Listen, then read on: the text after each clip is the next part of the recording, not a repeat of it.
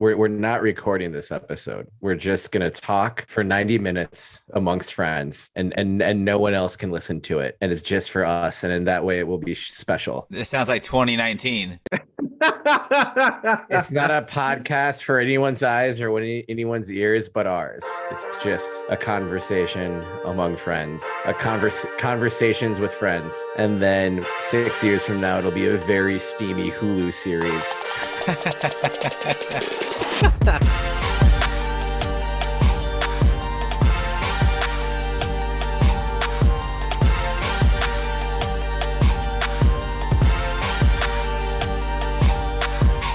In very classy Irish abodes. Oh, I wish that we were on at least HBO. Ooh. No, hey, Late night. beggars can't be choosers. Don't be greedy, JP. But we're all going to be played by like 3 Gen Z dreamboats, and it's going to be amazing. Yeah, but I was hoping we'd follow in the vein of like Taxi Cab Confessions.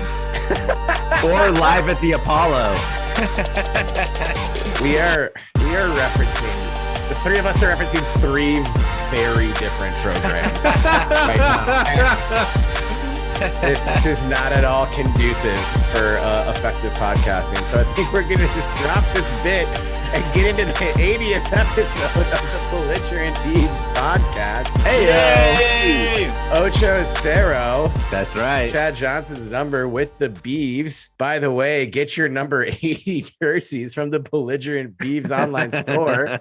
belligerentbeavs.com/merch. 80% off on What? nothing. JP, can we do that? Can we do 80% off for the 80th episode? For 8 minutes. There'll be a random 8-minute stretch where everything's 80% off. And if you get to the website and nothing's 80% off, it's because you missed the 8-minute window. And we're not bringing it back.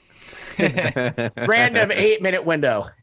No announcement. No awareness. I'm in. All right. Stay tuned. Sounds good. Follow Sounds our good. Mastodon. No accountability whatsoever. We will drop the link on Mastodon when it goes live.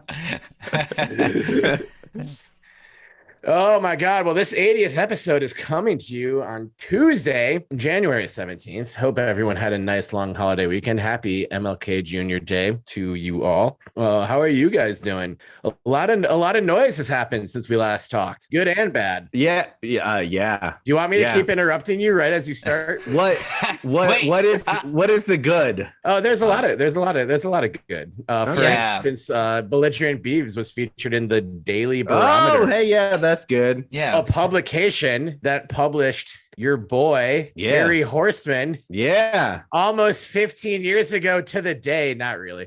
I looked at those articles.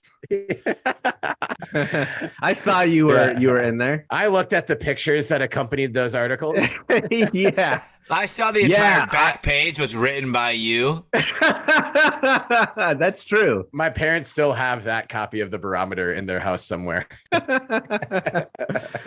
Yeah, rough week of sports for the Beavs, but doing well other than that. Getting my yard cleaned up for spring, which is right around the corner. Wait, you think the last week was a bad week? Can I tell you about my day and day tomorrow? You guys want to hear worst days ever? Actually, even the next day? Sure. So What first are you doing today, tomorrow? I was at the doctor's office for a procedure for a skin thing. Are you dead? We'll leave it at that. No, I'm okay. I think we'll find out more in a few days, but I think I'm still okay.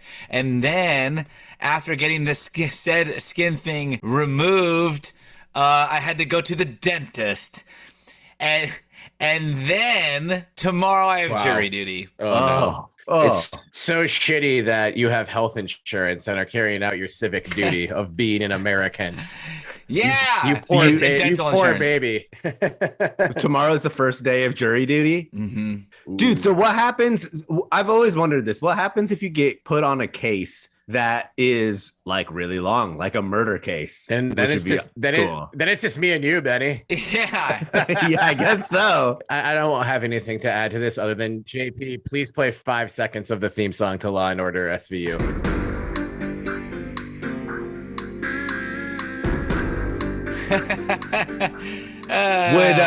Here's a question for you guys. Would you excuse yourselves from the jury if they showed you a picture of the defendant and he was wearing head to toe U of O gear? No, I would definitely stay on and try to bury that person. That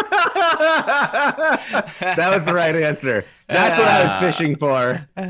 Given that this is a public audio medium, I am pleading the fifth. There's nothing illegal about it. No, but still. This has been the best, least incriminating start to the Belligerent Beavs podcast. Wait, we've definitely been worse. Episode history. Have we? I don't know. Maybe not. Maybe not legally worse. Personally worse for sure. This is exciting. We all might go down. Wait, so you have jury duty tomorrow. Do you have any sense of what the case, like what kind of case it might be? Or is it just No, but I'll be editing this episode from there. Okay. Supposedly you're allowed to bring laptops. Look, if you get selected, you probably can't bring a laptop. Like, well, at least in San Francisco, you end up in the courtroom. Yeah. And then you're actually seeing the prosecuted and the defendants and the lawyers and the judge, and you're just sitting there. You weren't allowed to use any electronics. You couldn't even listen to music. You could read a book, which Terry, yay! You know I wasn't doing. Shout out books. So I just sat there listening to the whole case, being like, I'm going to solve this thing. And then as soon as I got on the jury, I was like, I don't want to be here anymore. This is too much pressure. Yeah, that would be long. The defendant was like staring at me from across the courtroom as I walked up there and sat down in the chair. And then they drill you, the lawyers. They're like, how do you feel about self-defense? What are your thoughts on gun control? And then you're like, answering in front of the person whose life is on the line, trying to make sure you answer as truthfully as you can and not lie under oath, Terry. Why do you think I would lie under oath? I don't know. I don't have a history of that. I've never been under oath. I was gonna say I've never been called for jury duty. I feel like that's something that should have happened by now. You're not real. Am I just lying about my address too often or whatever? Are you lying ever about your address? No, I did realize that today I've been driving with expired tabs for all of 2023. So I need to fix that before I leave for work tomorh. Man, hold on. I have the new tabs in my apartment. Tabs or tags? They're tabs, right? I thought they were called tabs too. Yeah, the sticker on your license plate, those are called tabs, aren't they? No. I think tags also works. I've been saying tabs my entire life though. Yeah, I think it's interchangeable. I've called them both, I think. Well, this is clearly what we came here to record. So let's get to the bottom of this. JP is looking things up right now. Yeah. How do I get tags in Oregon? You have to go to DMV2U. Oregon's weird. As a state, Oregon doesn't count. I know most people who listen to this show live in the state of Oregon. You can't pump your own gas. Tabs? All of this shit. Yeah, all of this shit's weird. We can't trust Oregon. I never knew they were interchangeable. Yeah. I never knew that. Oh, they are interchangeable. Tabs and tags. Is there a Reading Rainbow theme song that we could play 5 seconds of? Yeah. The theme song of Reading Rainbow. Yeah, the Reading Rainbow theme song's a certified banger. Yeah. Yeah. So how do we play 5 seconds of that? Play 5 seconds of the Reading Rainbow anthem by the Reading Rainbow cast. Take a look. It's in a book, a Reading Rainbow. How have you been playing 5 seconds of any song for 2 years now? Well, this is a perfect segue into this episode's guest, LeVar Burton. LeVar, welcome to the show. Who's just going to read aloud our outline and make it sound way more riveting than we would. Or he's gonna lecture me for not reading a book in jury duty. No. LeVar is an understanding man. He doesn't book shame anybody. He'll just encourage you to read more. That's what it's about. That must have been so boring, just sitting there. Dude, it was a murder trial. A gang, drug, firearms murder trial. It was not boring. Right, but you're so addicted to TV, you're probably like, how do I fast forward the boring shit? Get to the closing statements. What episode does this get juicy? Can we skip to that? and that was when they're like, sir, please leave. You are not helping perform civic justice right now. Anyway, that's the last we're going to talk about this on this episode or ever.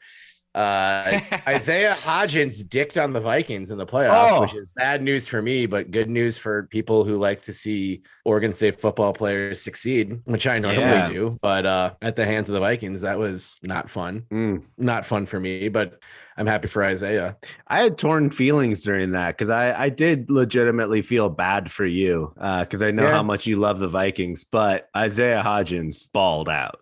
That was pretty incredible. He sure did. Yeah. Yeah. He was a problem. I said it. Isaiah Hodgins better than Jerry Rice. Okay. He's better than Jerry Rice right now. Okay, Jerry Rice is old. Yeah, right now. Right now. Jerry Rice on eugenics, maybe not. We're not going to start that. And apologies for saying eugenics and not nugenics last. The N was silent last week. You guys don't know. It was silent N week in Minnesota. They just say Mia soda. We were getting our boner pill company titles mixed up. But anyway, Nugenics, thank you for officially sponsoring the podcast. Jordan Poyer also played well for the Bills, and they advanced. They beat the Dolphins in a very exciting game, 34-31. No kidding. And then, Nahshon Wright is on the Cowboys. He didn't play for the Cowboys in their win against Tampa, but maybe he'll play against your guys' Niners. If he has a pick six against the Niners, are you going to be mad? Yes. Yeah. It would have been fun to have a Vikings versus Niners game this week. It would have been fun. That's what I'm most disappointed in. Not that you were sad, but I just wanted that game. I know you've never been happy, or you've never been sad that I've been sad. That is not true. I was really sad when the Vikings didn't make the Super Bowl after I bought the domain and made the whole website and started a GoFundMe. That is true. Yeah. To get you to Super Bowl. You were either sad when they didn't make the Super Bowl when we were in college, or you pretended to be sad. Either way, you got me champagne and played Bone Thugs for me over and over again. And please do that again, JP. Please play 5 Seconds of Crossroads by Bone Thugs and Harmony.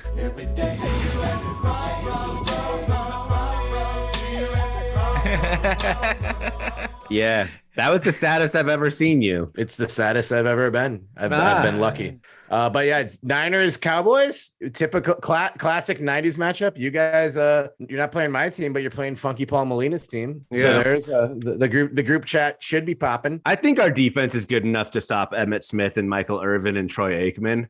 Certainly today. Yes.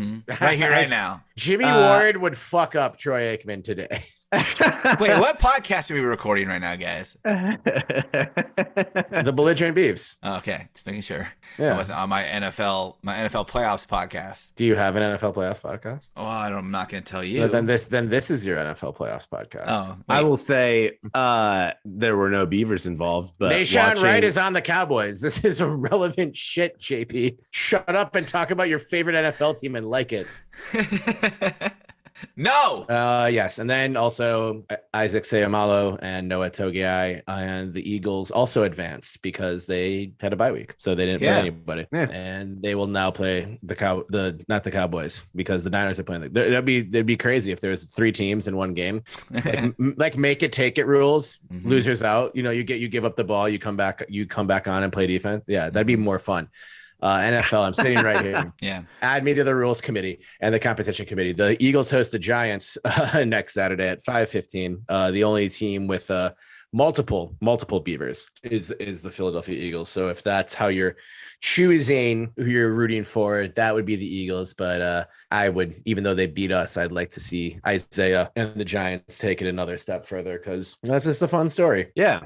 3 Beavs in that game. That's exciting. That'll be fun. Yeah, that's Saturday at 5:15 p.m. Pacific time on the Fox network. I think we get that network. I think I've heard of it. Yeah, maybe. All right. Well, good night from all of us at Belligerent Beavs. Just kidding. Other good things, because I know we have some negativity to get to, and we will get to it. But it was also a we have to. Well, at least mention teams that lost. But there is some blemishes on the hardwood. But there weren't this past weekend. But there weren't that many blemishes on the mat. As have you guys heard of Jade Carey? This gymnast out of Oregon State. The pronunciation might be Jade Carey. Oh yeah. But yeah, I know that one. Jade Carey / Jade Carey / national champion / Olympic gold medalist, Olympian badass, posted a pair. That means 1, 2, not just one, not 0, but 2 perfect tens on the mat this weekend for Oregon State Gymnastics. So the Gym Beavs are killing, and our legend Carey champion is killing as well. So that's more positive vibes for you, Benny. You negative Nancy.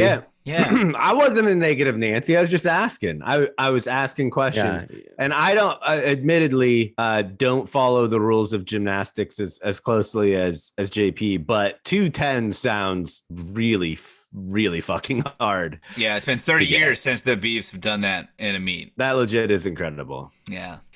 Was that positive enough for you, Terry? Yeah. No, you have to scream. That's incredible. I want your dogs to wake up.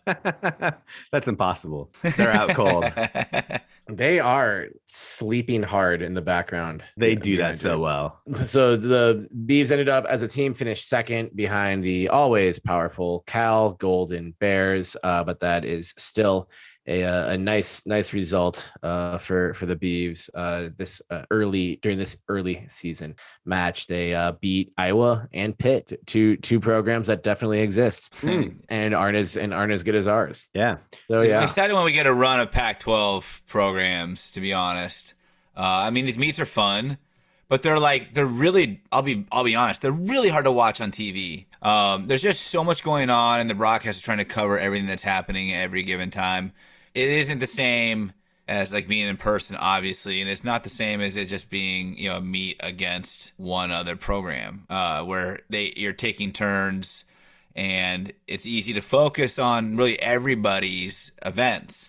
So I love how kind of quick hitter these are, but I'm really excited to be able to like get more of a focus on these athletes when they're not sharing the spotlight across 2-3 other programs. But I'm hoping to try to get down to Gil for at least one meet this year. At least. Nice. Yeah. We got to support Maddie, Belligerent Beavs athlete Maddie Dagan. We got to support Belligerent Beavs athlete Maddie Dagan. We saw Jade Carey's a perfect 10 of hers last year. Yeah. 1 of 3 floor perfect 10s. We were in attendance for attendance. A 10. Ooh. There you go. New shirt. I didn't Nice make it up. wordplay. And I'm glad you brought up floor too, because that is where we succeed a lot.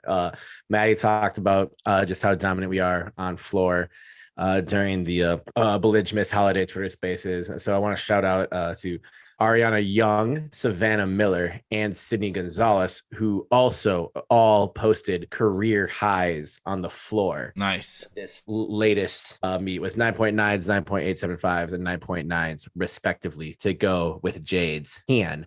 So the energy on the floor remains top notch for this squad. And it's still, early season, but yeah, Jay, I agree with you. I'm ready for the big meets, the Pac-12 meets, Yeah. the Bring meets me the meats. where we have the meats, the real meats. Arby's has the Beavs. This is why we partnered with Arby's, officially partnered with Arby's. We were acquired. Gymnastics arguably has to be the most difficult sport to be a broadcaster for, right? A commentator for, when it's just 2 teams, but when it's 4 teams, that has to be so hard, right? Yeah. Yeah, you just never stop talking. Right. They So don't JP ever would stop. be great at it. Yeah. More good news for Belligerent Beavs athletes. Our own, the debut, the original Belligerent Beavs athlete, our favorite pitcher in the circle, Oregon State softball, Sarah Haendiges, named the number 18 pitcher in college softball going into this season. We may have some disagreement with that. I think that's about 17 spots short, but still, I know there's a lot of good pitchers out there, so we'll take it. But also just racking up more honors for Sarah. So glad to see her get some positive publicity going into this new season. Yeah, again. and Frankie Hammoude. Her and Frankie got D1 softball and extra inning softball top 100 players in collegiate softball. Nice. Dope. They should have been 1-2. I don't think they were, but in my opinion, in our collective Belligerent Beavs opinion, 1-2, and that's what really matters. Yeah. But yeah, shout out Frankie, shout out Sarah, shout out Coach Berg, running it back. We needed like a theme. We need a tag or a tab for this. A hashtag. Dude, we should call them hashtabs. That sounds like the name of like a really good hash browns place. Hashtag. Or the spin-off series to Cash Cab. I love Cash Cab. I thought Benny was gonna like that one a lot more. He just kind of looked at me. Damn it. Anyway, what should we need? We need a hashtag, like a 2023 season specific hashtag for Oregon State softball, along the lines of like running it back, but like more creative. So listener, we're putting this to you. What should we name this season of Oregon State softball? I'm pausing for dramatic effect, not for any other reason. I'm pausing because I'm thinking. It's right. so hard to unpause. I just ruined I unpaused and ruined the dramatic effect pause. I've been on pause for a while. The request remains. So yeah, that just about wraps up the positive things. Hey, well, let's cheers to the positives. We can talk through the rest, but let's cheers to the positives. Let's cheers to the positives. Of course. Let's get into this rag and beer segment so we can talk. JP, I would like to hear you first this week. Okay, I am drinking a 100. Look how cool this label is. Ooh, that can is 100. Ooh. You know what? It's funny. Like the 100 with the double stripes below it has to be like the most gangster emoji. It's like the coolest one. Is. Yeah. Is there? Somebody needs to tell me if there's a cooler emoji than this. The middle finger's pretty cool. The middle finger's cool. The smiley face with the sunglasses, like that guy is just cool. Yeah. Also, shout out the palm tree emoji. I don't know why, but I just like it. Yeah. It means you're vacationing on Slack. It's not. Yeah. It's not as cool. It's not as cool as the 100 emoji though. Yeah, just want to give the palm tree emoji some love. Yeah. Shout out the peach emoji. Ooh, and the eggplant. Butts, baby. Eggplant. But yes, eggplant. Right. We're a butt positive podcast. We're an eggplant positive podcast. We talked about boners so much last week. We can't talk about the eggplant emoji. No, we can't. We have to. We should. Bro, we far eclipsed our boner quota last week with all the eugenics talk. Eugenics. Since we called it the wrong thing, which means we can't get sued. Yeah, we did it on purpose. Yeah, and spokesman quarterback Doug Floaty. Doug Floaty. I'm getting nothing from Benny tonight. Usually, Benny, are you not even high a little bit? You haven't laughed at a single thing I've said. God damn it. How many people do you think use the eggplant emoji for like eggplant parmesan? Or probably a lot. Ironically or unironically? Like how many moms do you think are like eggplant emoji parmesan ? Tonight? Ironically, unironically. Here's what's for dinner tonight. Eggplant. Mom, don't you know what you're sending? She's like, I do. It's dirty, but it's fun. Yeah. She's only making eggplant parmesan to use the eggplant emoji. That's what I would say is probably the likely scenario. Yeah. All right. Well, so tell us about this 100 beer, JP. Oh yeah, I forgot I was talking about my beer. It has a great label. It's from Berlin, Maryland. Okay. No. You ever been there? I don't know if it's the better or worse for Berlin. Nothing against Berlin, Maryland, but Berlin, Germany is pretty cool. So. Well, do we have any Maryland listeners? We do have a little bit of German. We do. Germany listeners. We do have Maryland listeners. Yeah. Okay. I'll check. Well, I'll have to check the audience stats before I declare which side of Berlin I stand on. Well, there's talk East, about West, or Maryland. Yeah. Yeah. The Maryland wall was a way lesser talked about part of the structure. But it was real. It was real. We actually us three took that one down. You're welcome. At a live show in Maryland that nobody came to because they were like, why the fuck are you here in Maryland? All right. So I have our Maryland listenership in front of me, and I'd like to read it out loud because the first 73% of our Maryland listeners are from a city or municipality called Germantown. Oh, right next to Berlin, probably. Other than that, it's Curtis Bay, Baltimore, Hyattsville, District Heights, Silver Spring, and Annapolis. So that's pretty cool. That's at least like 8 to 40 people who listen to the show in Maryland. So shout out Maryland listeners. Let us know where Germantown is. We'll come do a live show there because that's 73% of our Maryland listeners. And then Curtis Bay and Baltimore are tied for second place with 8% apiece. Ooh. Better yet, if you could find and send us a picture of the ruins of the Berlin Wall that we tore down in Maryland, send it to us and we'll send you a t-shirt. Or a piece of the other Berlin Wall. Maybe. Anyways, I don't know. The brewery is called Burley Oak Brewing Company, and they're a microbrewery. This is a triple dry hopped double IPA with 100% Nelson Sauvin hops. It's decent. Not my favorite. I gave it a 3.9 out of 5. But they did use a lot of numbers: triple, double, and 100. So okay, they must be scientists. Like Albert yeah. Einstein. Yeah. Tight. With a population of 91,249, Germantown is the third most populous place in Maryland. Whoa. After the city of Baltimore and the census designated place of Columbia. Is that like 28 DC? miles from Washington? I'm just reading the Wikipedia. I need to stop. Why are we not reading about Berlin, Maryland? Because we already been there and we tore down the Berlin Wall. Yeah. To build Burley Oak Brewing. No one knows this stuff, but that was all us. We kept it 100 while we did it too. Yes, exactly. Well, look up pictures of Berlin, Maryland. I really like this little town. It's very cute. It kind of has a little bit of Corvallis downtown vibes to it. I thought this said Wiz Khalifa, but under notable people for Germantown, Maryland, Mia Khalifa, a Lebanese pornographic actress and adult model. Don't Khalifa pretend you don't know who she is, Terry. Northwest High School. I'm not pretending anything. I'm just reading. I would say, yeah. Hey, she's done well for herself. She's on notable people. Shout out Mia. Come on the pod. Yeah.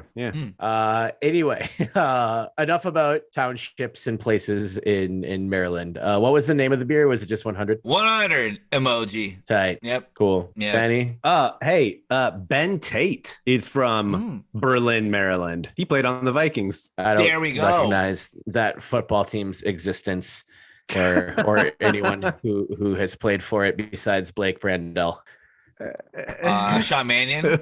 Yeah. Sean Mannion is a beautiful, sweet person who did not deserve what the Minnesota Vikings, a franchise that no longer exists except in memory and pain, did to him. So Benjamin Lawrence Sebastian Wehage, do you have anything to contribute? Wait, I have one thing to contribute. Sorry. Oh my fucking God, this is the worst episode we've ever had. Terry, I feel like you loved the movie Runaway Bride. No longer the worst episode we've ever done. Yeah, we brought it right back. I don't think I have an opinion on the movie The Runaway Bride. I think the only thing I remember from The Runaway Bride is the poster with like Julia Roberts in a wedding dress and like lacing up running shoes. Yeah, New Balance. Right. I don't think I think I get that one confused with My Best Friend's Wedding, which I think is the better movie. Well, this is Richard Gere, Julia Roberts, and guess what? Richard Gere and Julia Roberts were in every movie together for like a 6-year span. They filmed it in Berlin, Maryland. Cool. Benny, JP, please play the audio for Runaway Bride for the rest of this episode. I'm gonna make this episode worse because I'm just drinking water. I'm trying to be healthy.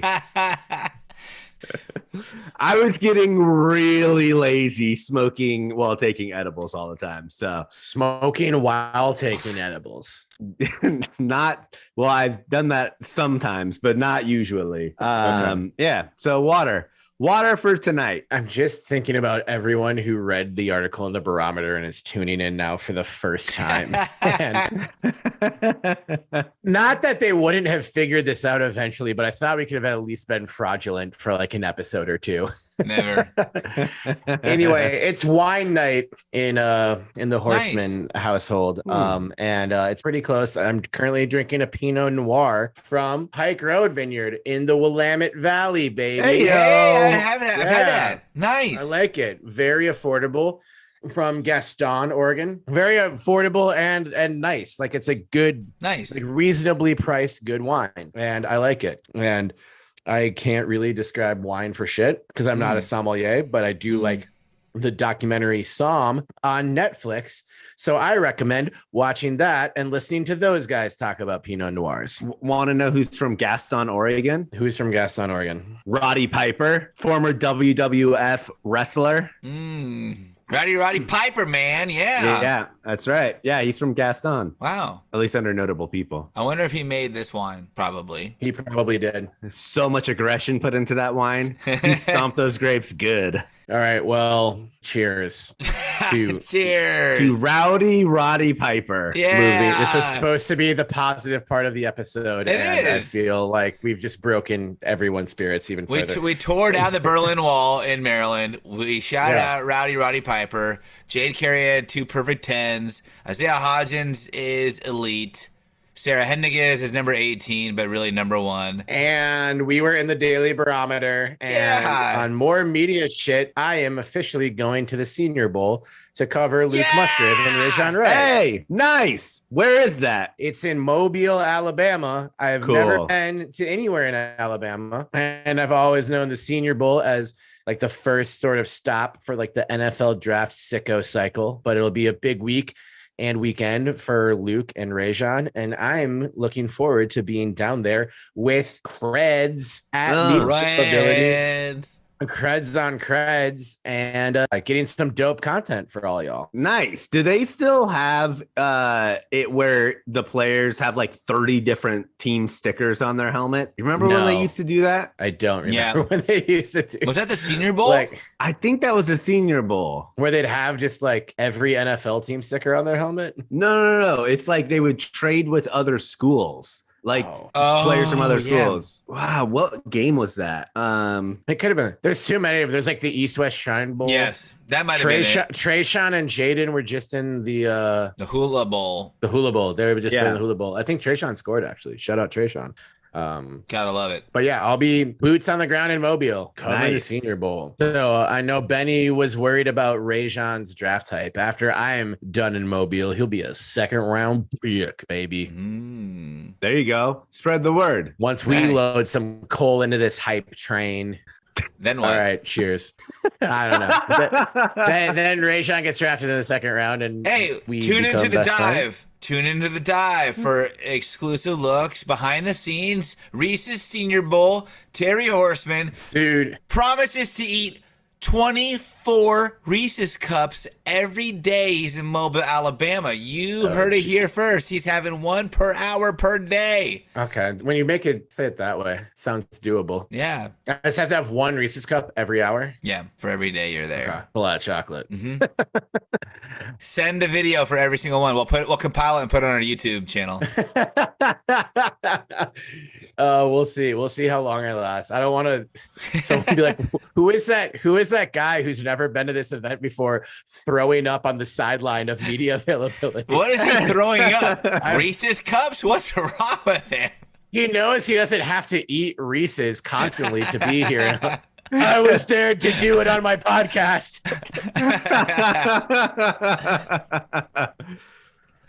All right, we'll see. I mean, there'll be much more than that. All right. JP, your pick: diamond, hardwood, gridiron. Which negativity do you want to start with first? Diamond. Let's go diamond. Yeah. So top 25 polls released today. Baseball. I'll have the question.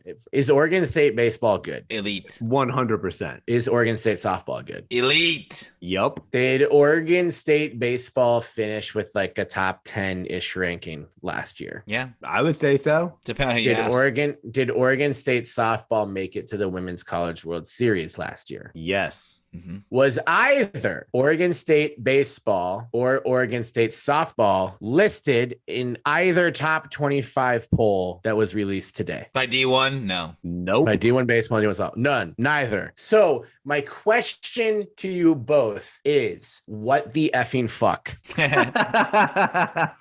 Well, let me go first. Since I have been the voice of negativity at the beginning of the episode, I'm going to put a positive spin on this. I think that this is a nod to Jacob Melton and Cooper Jerpy. I think that by not ranking us in the top 25, it is essentially saying that we're losing a lot.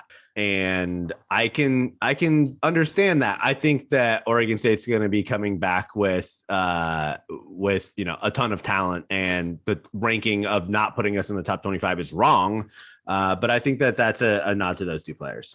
I mean, yeah, I'm in agreement that we're losing quite a bit between those two guys.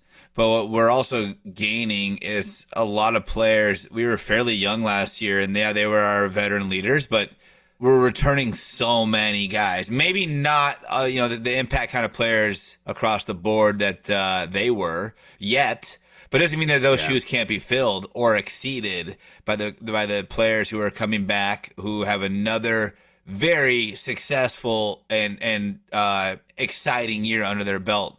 So the way I look at it is this: last year D1 baseball opened 2022 with us ranked 18th. After not ranking us at the end of 2021. And I think that there was a lot of hype around this time of the year about Melton and Jerpy and what they could potentially do beyond playing in college even. So it wasn't like a shock to anyone when those guys went where they did in the draft. But even then, They opened up the season with us at 18. Okay, fair. The part for me that blows my mind is that D1 softball did not rank Oregon State softball last season. Nor did they rank us this season. You'd think you'd learn from your mistakes. An intelligent person recognizes when they're wrong, makes amends, corrects their behavior, and moves forward. This is very unintelligent behavior. This is literally insanity that you don't include Oregon State softball in the top 25. I get it. Maybe we've lost some pretty long-standing and incredible players and pieces. Mariah Mazzona is one that just immediately stands out in your mind. But when you want to look at who's filling those shoes, obviously our girl Sarah Haendiges filling in, and will fill in quite nicely, and learned a lot from Mariah during their time together at Oregon State. Kiki Escobar out for the year. I haven't seen a lot of coverage around that, but we did uncover that a couple of months ago, when she talked about see you all next season, or can't wait to be back out with you next season, however she phrased it. But this team is returning so many impact players that it's ridiculous that you wouldn't even consider them to be in the top 25 after how far they got last year with so much youth. And I just think that this is Beaver bias through and through. And I'm not disappointed by it because I don't think it reflects on our programs whatsoever. But I think that D1 baseball and D1 softball will be eating their words, eating crow so hard, like Thanksgiving by the end of this season. Eating crow like Thanksgiving? Is that a saying? I don't know if you're D1 baseball or D1 softball, it might be. From the great Steve Harvey. When they sleep on you, tuck them in. And these motherfuckers sleeping on us, and Oregon State softball and baseball is about to tuck in these haters. That's really all I've got to add. You guys covered it beautifully. Baseball, yeah, lots of guys coming back. Gavin Turley is going to be a huge impact newcomer. We don't rebuild, we reload. More cliches for the bulletin board. So to not get us ranked in either sport seems like madness. Yeah. Like fucking madness. Yeah.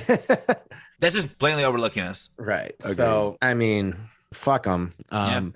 Well, I don't know how our friend Mike Rooney voted, but if he didn't put Oregon State in the top 25, that breaks my heart. But we might have to have him back on the pod to defend his colleagues for this. We'll be open. We'll be open-minded, Mike. We'll be open-minded for a bit. But yeah, at least I would have even been mad if it was just like between 20 when like I saw, I think 1 through 19 and then like 20 through 25 was the next page. And I was already mad when I saw that we weren't in 1 through 19. And then I saw 20 through 25 and was okay, now I just don't even care.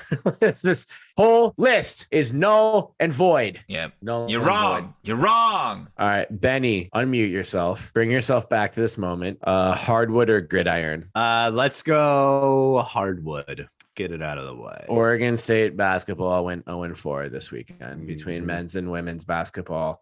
Losses to Arizona State on the men's side, losses to Washington State, Washington on the women's side. Yeah. And in football, Tristan Gebbia. I'm just kidding.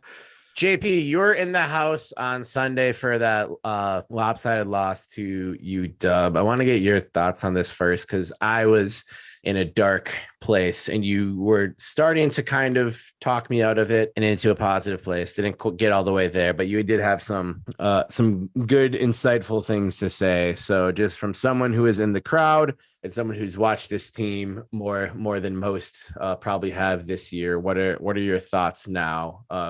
Coming out of this latest series with the Washington schools at home? Yeah, I think to start, it's great to see Tamia Gardner back on the court and on our court finally.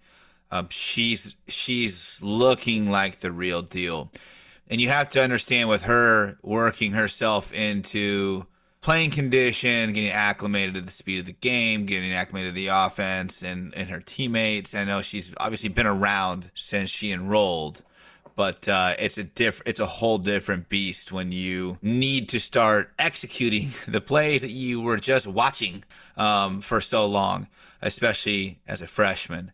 But being somebody who in some books is obviously a 5-star prospect and number 6 nationally in the U.S.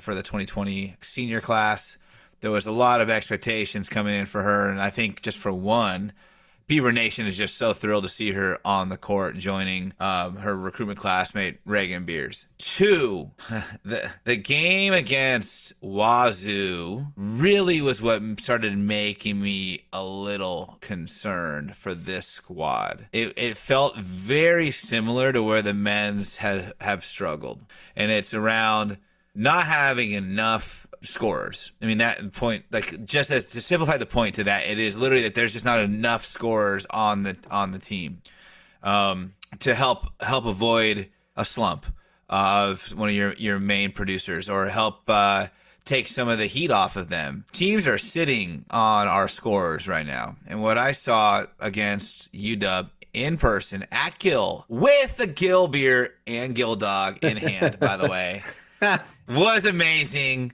Was incredible. I also, just so everyone's aware, I caught a parachute drop from the sky.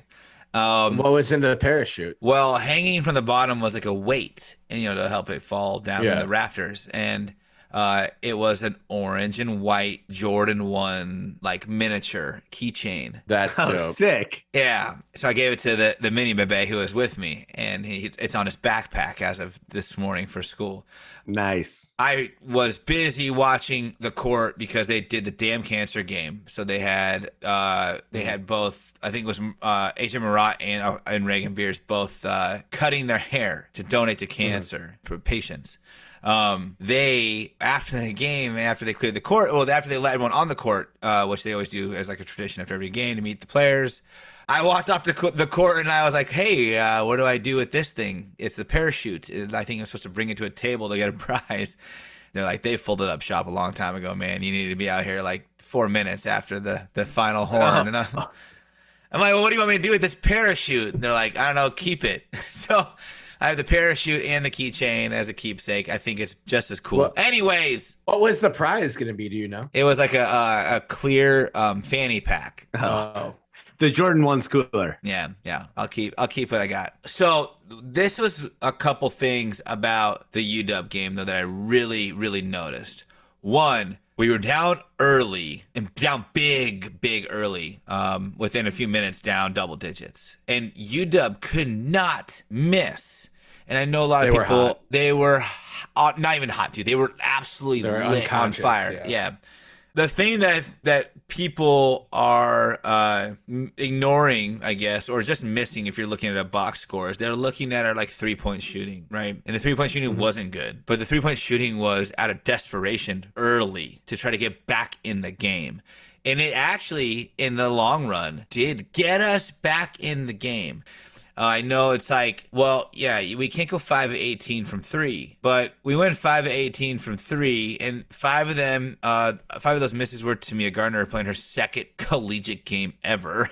And also a lot of it was out of desperation, being down double digits in the first quarter. We did close the first down 6, and then UW came out even hotter in the second quarter. And what was even more worrisome, at least in the way that game was going, was when we did.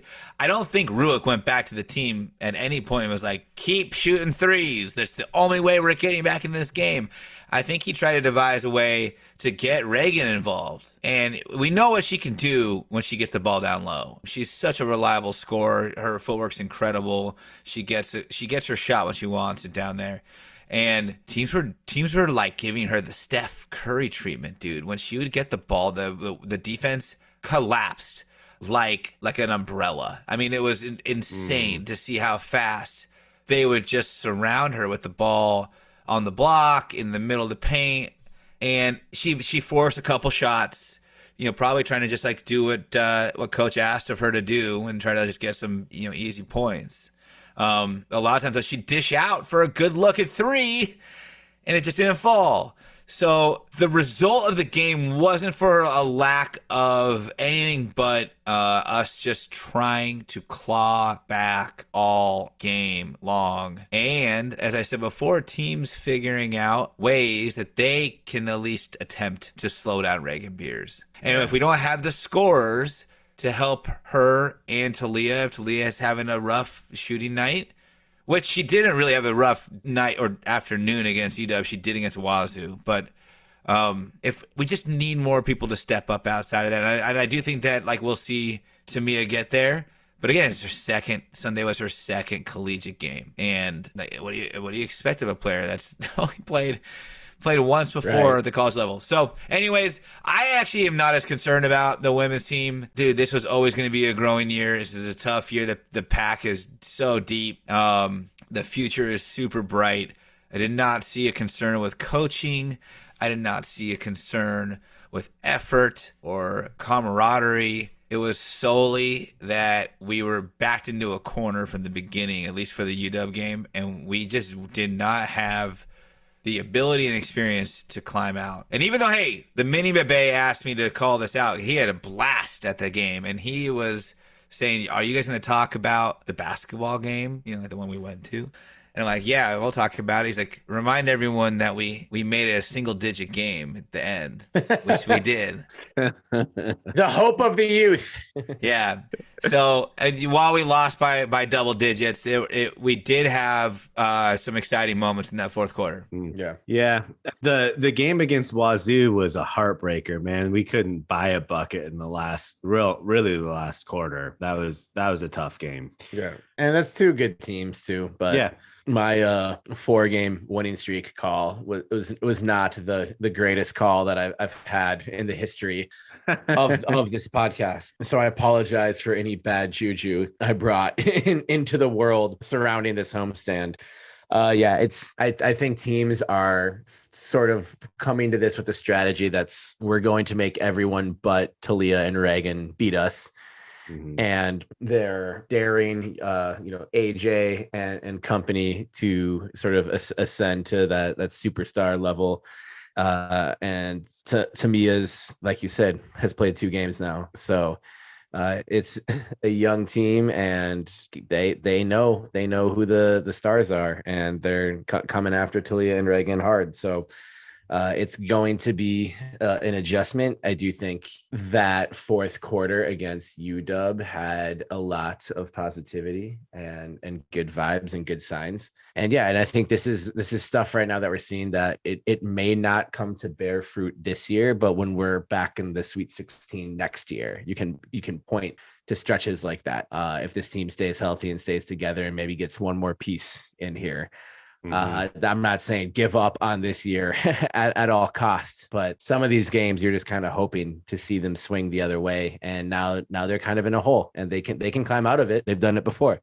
But the shots just aren't falling the same way that they used to. And I think it's going to take a lot for us to get to where our expectations kind of were.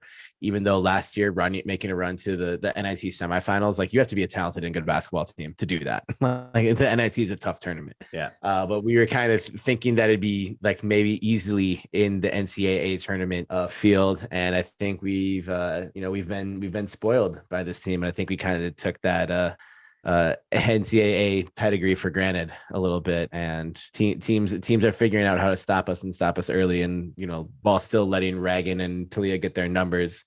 It's not translating to the W's that we're used to getting, but I still believe JP, you made me feel better, and I'm glad you caught a cool keychain too. Thanks. And I think, if Tamia can stay healthy and just get some more experience under her belt, and it's kind of crazy that like Reagan's a freshman too, so all these players are still playing with Reagan for the first time. Right. So lots of growing to do that any team has. So I really think this was a group that was assembled for maybe 24, 25, whatever. But while we're in 23, we see these stretches of just how phenomenal they can be and how dangerous the scoring is sometimes. It's hard to take that 30,000 feet wide camera perspective, but I think it's kind of what we need to be doing. Yeah. But anyway, and we just talked 10 minutes of women's basketball, and do we need to talk men's basketball? I felt like they had really similar games as the women, where the Arizona game was where we got in a hole early and we're trying to dig our way back. And the Arizona State game was where we let it slip away at the end. Oh my God. Which, I mean, you're especially during a blowout, you're always sort of thinking, well, is this better than if we lost close? And for the Arizona schools, we had both of that. And I think it was a much worse feeling for the Arizona State game than it was for the Arizona game. I think also sort of because of expectations. Arizona's a really, really talented team. And they're so good. Yeah. They're so good. And they were shooting absolutely lights out, especially in that first half. From 3. Yeah. Yeah. They couldn't miss. It was crazy. On the positive side of that, I did watch back the playback you guys did with Sam that I was unable to join. And I think you all did a great job. Yeah. That was fun. Thanks. Yeah, thanks, Sam, for joining us. Yeah. Yeah. Shout out, Sam. The replay. If you want to rewatch Oregon State's blowout loss in the first half to Arizona, you can on YouTube. Yeah, I don't know. I mean, I think obviously the positives to take away is similar with the women's team, that this is a young team. They're growing together. They have a lot of really, really good young talent on this team. And if they can keep them together and add a couple more pieces, it's going to be a team to be reckoned with. But man, it feels like that Elite 8 run was such an anomaly and was so long ago. it's, you're just crossing your fingers that we get a couple more wins in conference before the year's over. And I think that's sort of the hard truth of the season. I think honestly, like if we see players leave in the portal like we did last year, I don't think we're going to see that, just to sort of preface. But I think if we do see that, I mean, you sort of have to start looking for who can lead this team, because Tinkle lost control last year, and he admitted it. Like it was self-admitted, like lost control of the team. If we lose, Pope in the transfer portal, for example, I think some big questions have to be asked. Right. Yeah. 4 straight depressing days in Gill Coliseum. Yeah. Yep.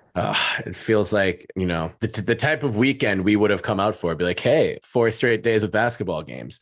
And with 4 straight losses, that's kind of the luck that we bring to the basketball teams too, whenever we're in the house. Anyway, all right. Benny, give me a read on the Donovan Grant vibes meter. Oh, whatever unit of measurement you find appropriate. Yeah. And whenever you start something with it's definitely not great. Yeah. 4 Donovan Grant Gatorade towels being thrown to the floor. Oh, is 5 my Donovan. Frank Thomas handfuls of Nugenics to overcome. Oh man! All right. Well, that's the hardwood. It's hard out here for the hardwood. Yeah. Right. Yep. And speaking of hard, Nugenics male enhancement. I'm just kidding. We'll drop that bit. Football.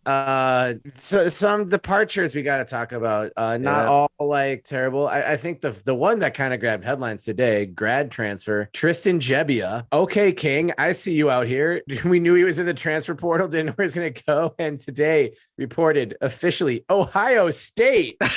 What? There is a 0% chance Tristan Gebbia starts in the national championship game next year. It takes one Donovan Grant Gatorade towel thrown on the floor in the wrong spot that someone slips and falls on. It causes an injury. Tristan Gebbia to Ohio State.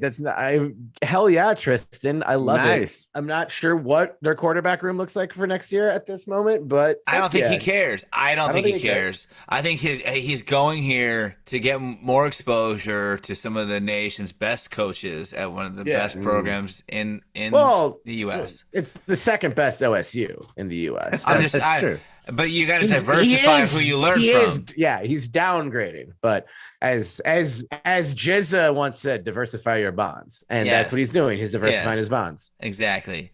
And I don't think he was in the portal looking for a chance to start. I honestly think he was looking for the best situation for him. Well, he found one at the second best OSU in the country. If he starts at Ohio State, that would be absolutely incredible. I'm trying to be a little realistic here, though, Terry. And what I'm saying is that over under 1,000 pass attempts for Tristan Gebbia this year.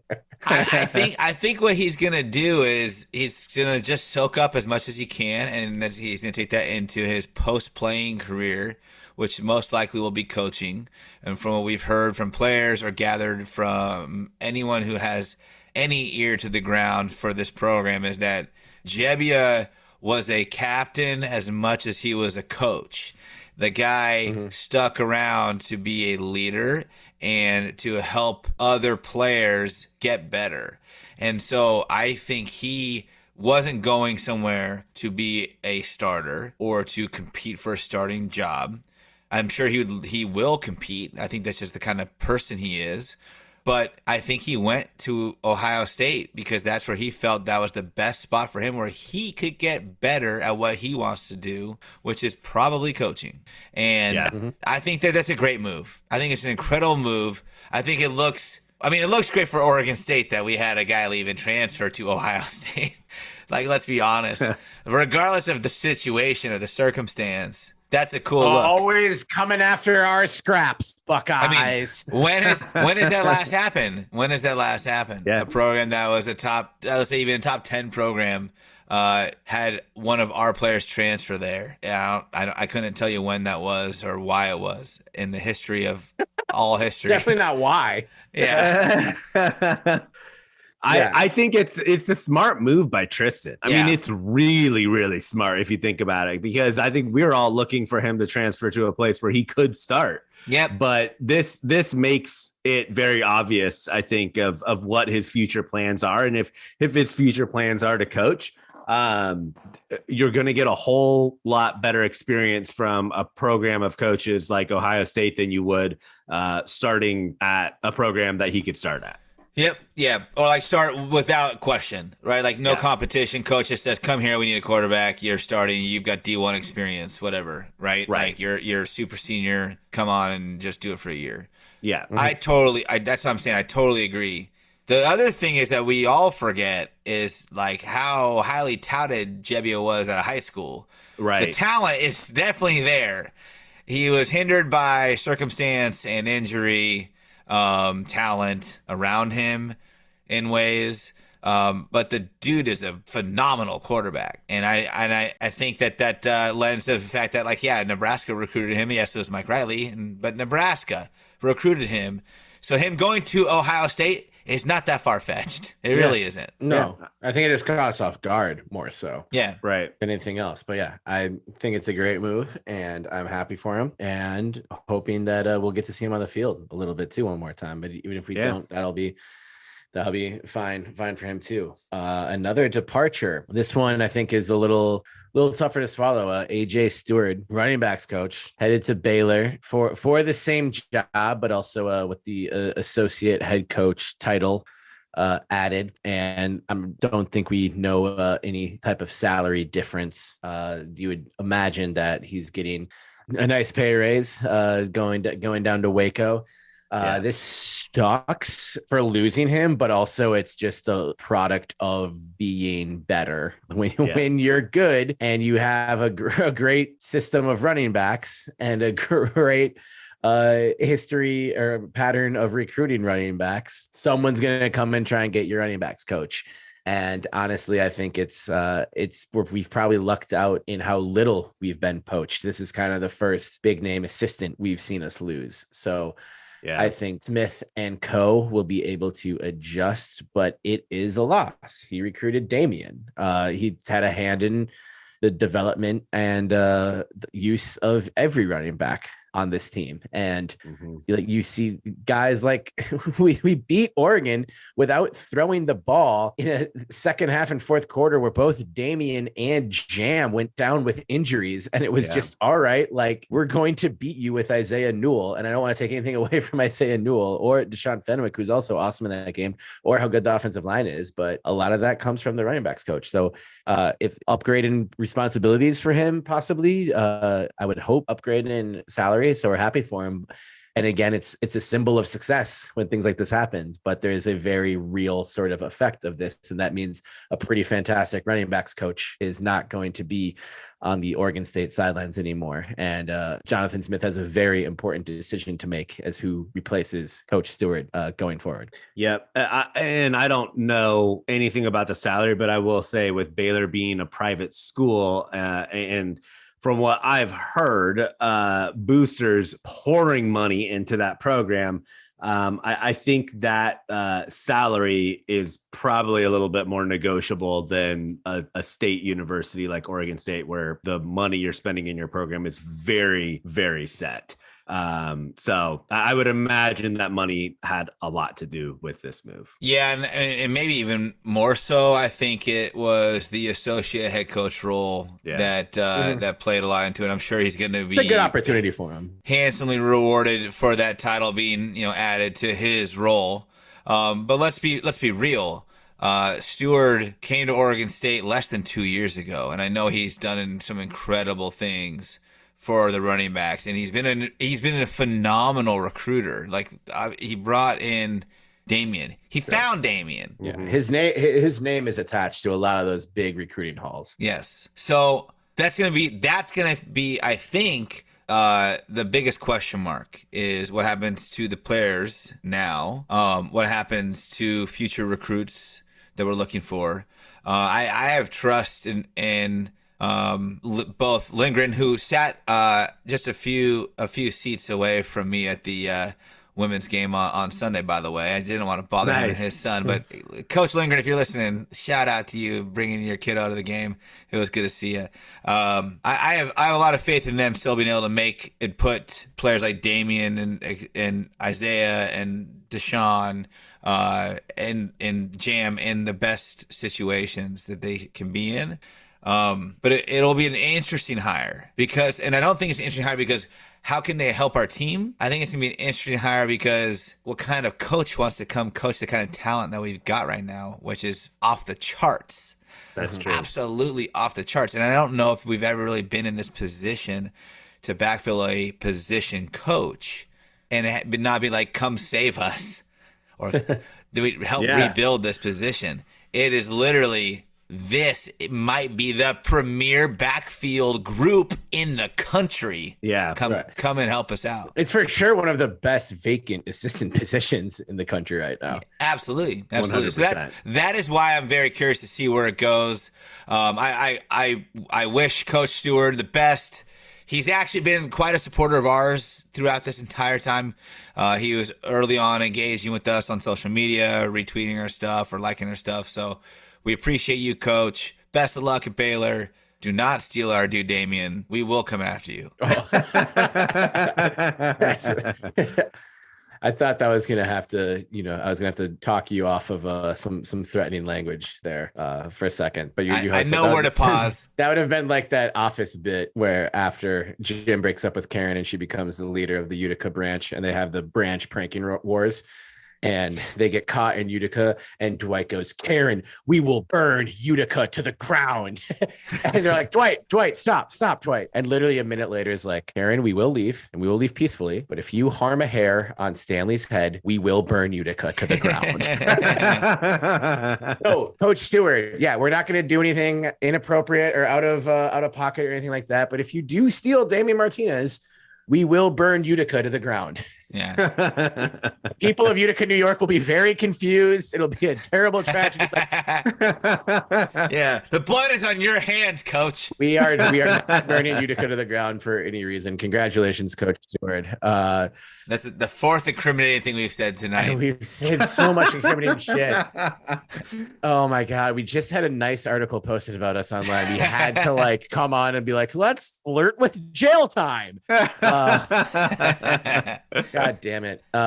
This one hurts, and it's not official yet. So I'm going to preface this by saying when a player enters the transfer portal, it doesn't necessarily mean they're leaving. You can still walk back out of the transfer portal and stay exactly where you are. Having said that, Oregon State linebacker, number one in your programs and also number one in your hearts, Omar Spates has entered the transfer portal. Mm-hmm. Yeah. And I was thinking Omar might be going pro. Mm-hmm.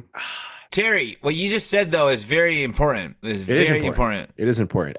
Everything I say is important. You're not committing in the transfer portal. You're not committing to leaving. Right. You don't sign a letter of intent to the transfer portal. You are opening up your options to be recruited again. And there are a lot of things. I thought the same thing the other day because I feel like it was a lot of doom and gloom when this news came out. And I thought that why has nothing come out where he's going yet? A player of this stature and caliber that is clearly a one-year guy who can help a team immediately should enter the portal and within 24 hours say, here's where I'm going. Yep. Right. And I think we all know why or how the vehicle of making that quick transfer happens especially in today's collegiate athletics. And there was a lot of alluding to that as to why he was leaving. I don't know if he's leaving, and I'm holding out hope he's not. And what I'm actually thinking is that he talked to Coach Smith. He said, "Coach, I've given you guys 4 years.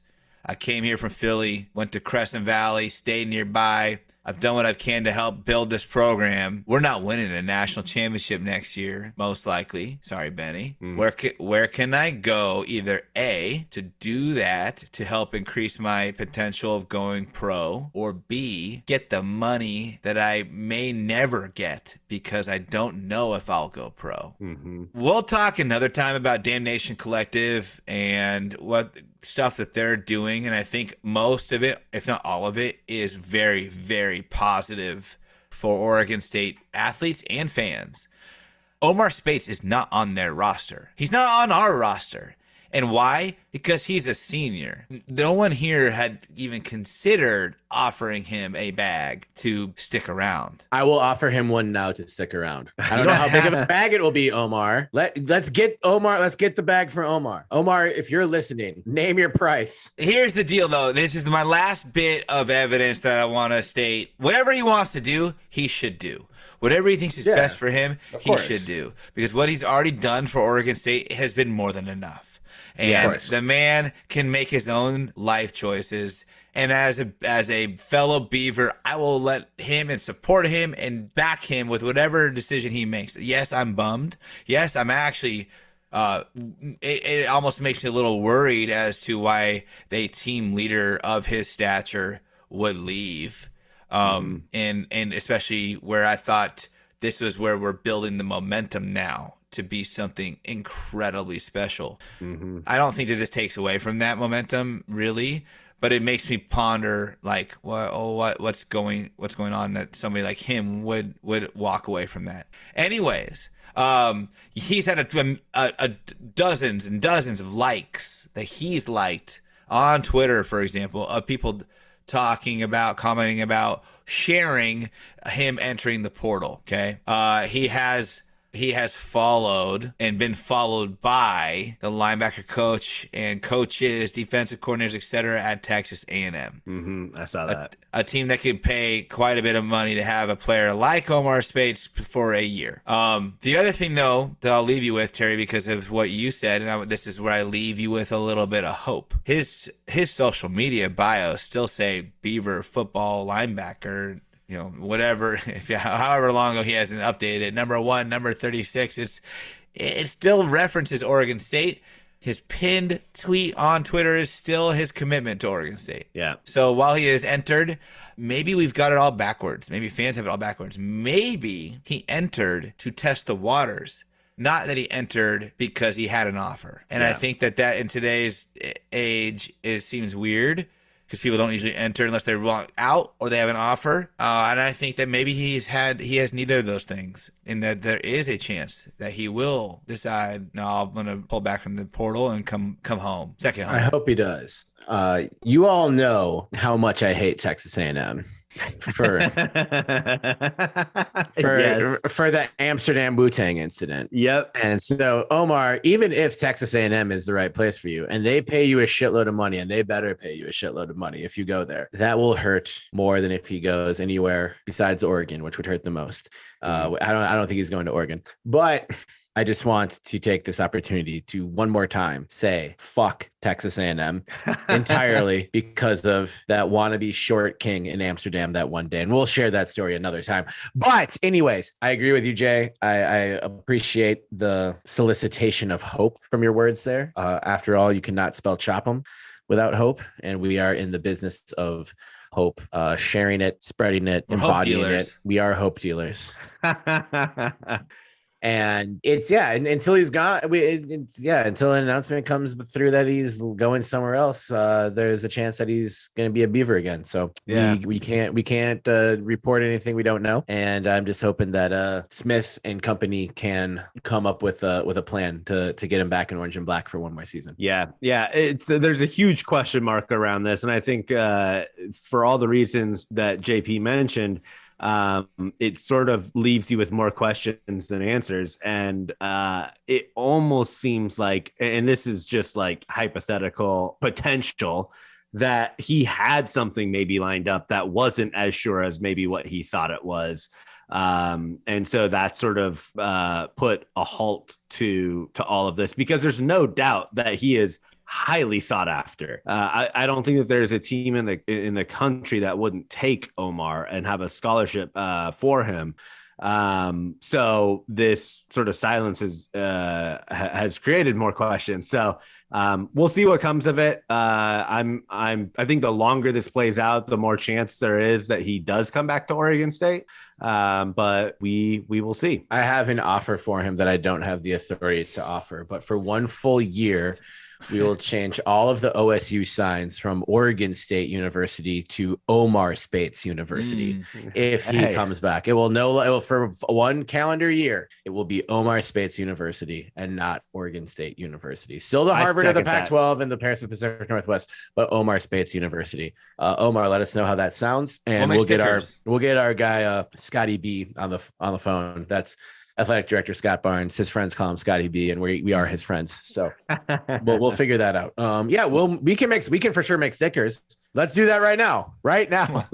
Omar, stay at Oregon State, and we'll make Omar Spates University. It's too late, Omar. We already made stickers. You have to stay. You have to stay, and we'll work on getting the rest of the signs changed. But yes, we've got the stickers. It's a done deal. It's a done deal. And where did Benny go? Is he just done? The stickers are cooler anyway. Benjamin Lawrence Sebastian Weehage has also officially entered the transfer portal. You can catch him on like Quack Smack or whatever the fuck the Oregon podcast is called. He's gonna be so mad when he hears this. they just want him on to look yell. At his good quaff. Look at his good quaff. Yeah. His hot takes and his good quaff. That's everything you need. And now he really is gone. I don't know where he went. We had like a minute and a half left. We're going to go into like closing remarks, and Benny just left. So anyway, for my beautiful co-host, JP Bertram, who is in Portland, and Benjamin Lawrence Sebastian Weehage, who is somewhere in Tacoma, not at his desk chair or in front of his microphone right now. This is this episode of the Belligerent Beavs Podcast. 8 tens. I was going to say 8 decades, but that's not how decades worth. 80 episodes of this by a Chad Ochocinco, Fiesta Bowl season jersey at belligerentbeavs.com/merch. Thank you for rocking with us for 80 of these things. Special shout out again to the crew at the Daily Barometer for featuring us, Ben Rabineau, Ryan Harlan, and company. It is an honor. Thank you for listening to the show. Please like, subscribe, rate, and review wherever you get your podcast. 5 stars only, please. And also share the show with a friend. Someone just shared the show with a friend right now, and it got us Benny back. He just came back because somewhere in the Spider-Verse, we could hear you sharing a show with a friend. Benny, welcome back. It's great to have you. Thanks. That, of course, is Benjamin Lawrence Sebastian Weehage. He's Benny with a good quaff. Benny Bedlam because he's fucking crazy, folks. Benny Burner, Benny Bowl Game, Benny. Do I have another nickname for you? I can't even remember at this point. Benny bunch of names. Benny Nugenics, Benny Boner, Benny Genix. Benny Genix. It'd be even better than Eugenics. Trust me, she'll like it too. And of course, he's at Benny L 1986 on social media. Of course, JP Bertram, who is at the Trill J on Twitter at the _Trill_J because these two trills would be real, and at JP Bertram on Instagram. I am, of course, Terry Horstman at Terry Horstman on the tweeters and at Terrence Horstman on Instagram.com. And you can follow the show and all of us at Belligerent Beavs on Twitter, at Belligerent Beavs on Instagram. We're on Facebook. We're on Mastodon. We are on TikTok, but we haven't posted a TikTok. Is that still correct? I believe so. BelligerentBeavs.com, Belligerent Beavs YouTube, BelligerentBeavs.com/merch, BelligerentBeavs.jcpenney.com for the official Belligerents cologne that is coming out. Thank you for listening. Please tune in again next week for another great episode of the Belligerent Beavs Podcast. And until then, always remember that no matter what, no matter who's in the transfer portal or for how long, you cannot spell chop 'em without hope. So chop 'em. Chop 'em. Chop 'em. Bring back Bernice. And cut.